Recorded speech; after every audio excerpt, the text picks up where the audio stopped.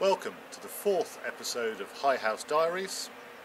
Today we're going to build a log rack, have a look at a very pretty but dangerous flower, and go hunting some furry residents in our loft.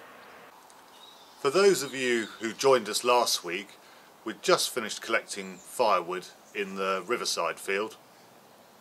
So the next morning I built this log rack, which holds about just over half of what we collected.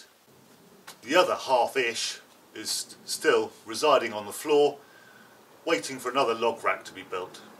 We're going to need a lot of firewood during the winter, so the wood rack you've just seen is at the back of the house in a really good covered area, and the idea is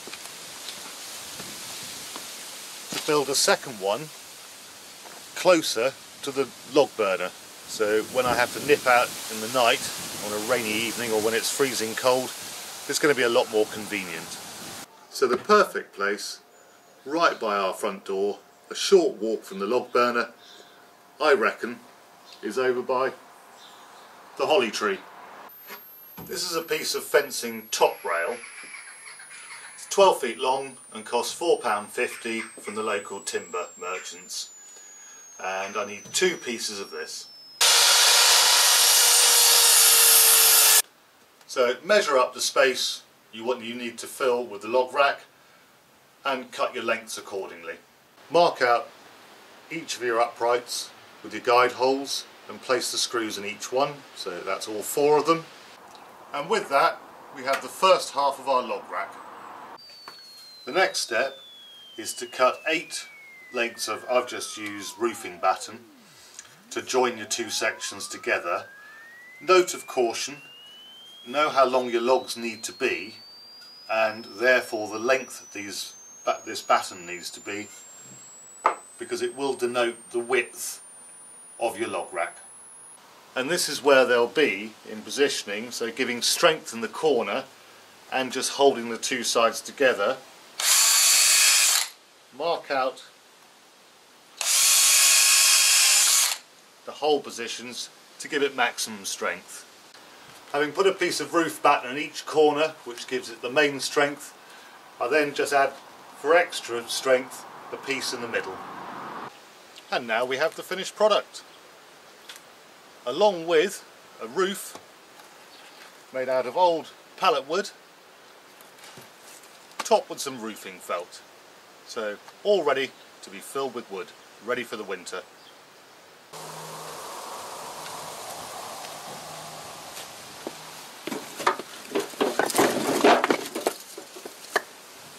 I think we need a ramp.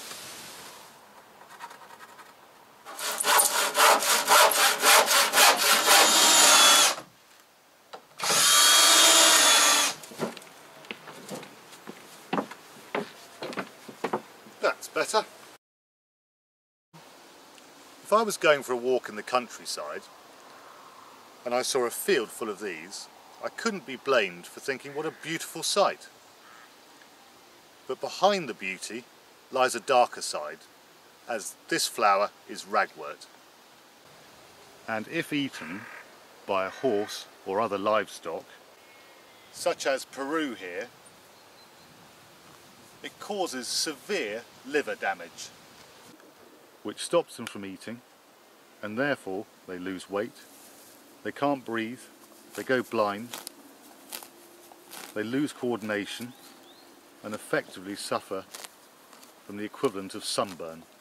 I can only imagine how many thousands of seeds there are on this one flower alone, and they can last for years in the soil before they germinate. The answer to this is to go round fields that have livestock and dig up each plant by the roots.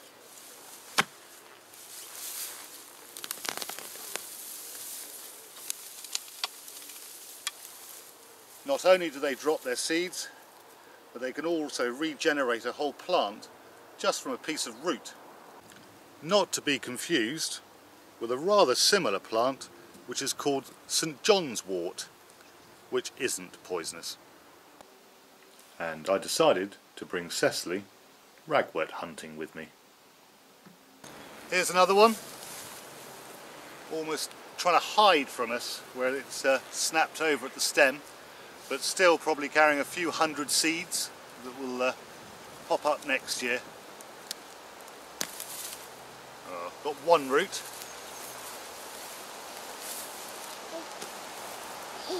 And the other one. And then, having dug it up by the roots, burn the whole plant. You may notice I'm wearing gloves, and there's a very good reason for that, is that ragwort is also highly toxic to human beings and shouldn't be ingested. This is all we managed to find this year, so clearly someone's done a really good job here previous to ourselves. And that's the end of ragwort pulling for this year at High House. You may wonder where this is going, but a few weeks ago I went up into the loft and I discovered the greatest quantity of mouse droppings I think I've ever seen in my entire life, and spent a joyous 2 hours hoovering and sweeping them all up. Came back down and said to Maz, I think that we've got a serious rodent problem. That afternoon, talking to our neighbours, he just casually mentioned, how are you getting on with the bats? So it all made perfect sense. They're not mouse droppings, they're bat droppings. So we're going to go up in the loft and see if we can find some of our furry residents. And here we have the evidence. I hoovered this entire area a couple of weeks ago, and there's some more bat droppings already. It looks like the old chimney breast down here, so I'm just going to very tentatively stick my head over the edge of the parapet, so to speak.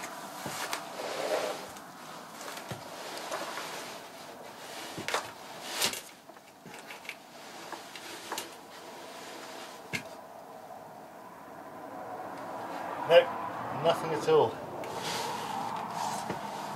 I'm just going to have a look between the tiles and the felt and see what I can see.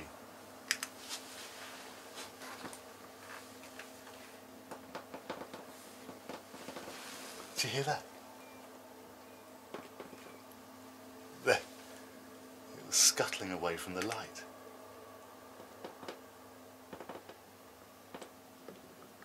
How amazing. So they're just scuttling down the felt, away from the torchlight, I think. So no visual proof, but definitely the audio version. I'll have to try and come up with another way of trying to see them. Well, it's been a busy day, preparing for autumn, stacking the firewood, the annual ragwort pulling, and a disappointing and yet intriguing hunting of the bats in the loft. So thank you for watching.